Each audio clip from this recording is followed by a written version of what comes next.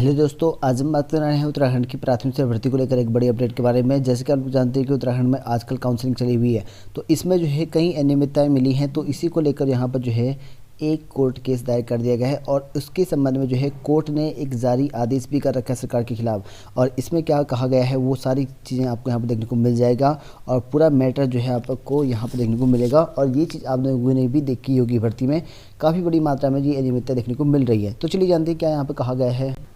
तो देखिए दोस्तों, आज आप लोग देखते हैं कि सहायक अध्यापक प्राथमिक शिक्षा नियुक्ति मामले में जो है हाईकोर्ट ने जो है सरकार से मांगा जवाब। तो हाईकोर्ट ने जो है जवाब मांगा है। किस जवाब में, देखिए यहाँ पर कहा गया है जवाब दाखिल करने के लिए यहाँ पर जो है हाईकोर्ट ने सरकार को यहाँ पर दिया 3 सप्ताह का समय। तो 3 सप्ताह के अंदर जो है सरकार को हाईकोर्ट में जो है अपना जवाब देना है। और सहायक अध्यापक प्राथमिक शिक्षा की नियुक्ति के मामले में जो है जीव विज्ञान की श्रेणी जो अन्य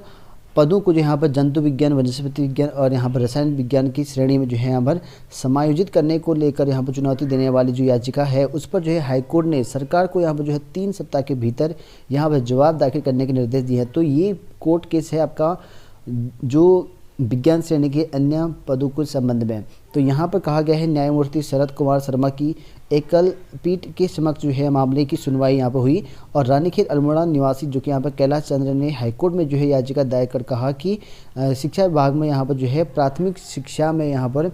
सहायक अध्यापकों की चयन की प्रक्रिया यहाँ पर जो है फाइनल की जा रही है, ऐसा में कहा है। और याचिका में कहा गया है कि विभाग ने जो यहाँ पर 2500 से अधिक जो है पदों के लिए यहाँ पर ज्ञापन और यहाँ पर कला वर्ग की श्रेणी यहाँ पर बनाई है। और विज्ञान वर्ग के तहत जो है पहली उप श्रेणी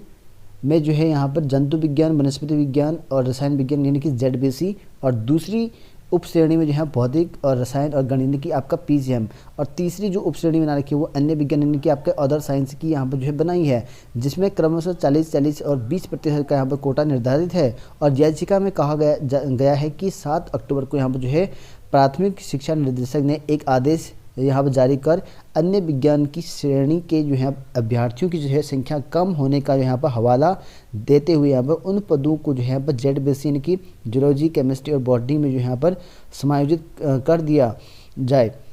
और याचिकाकर्ता ने कहा है कि यहाँ पर जो है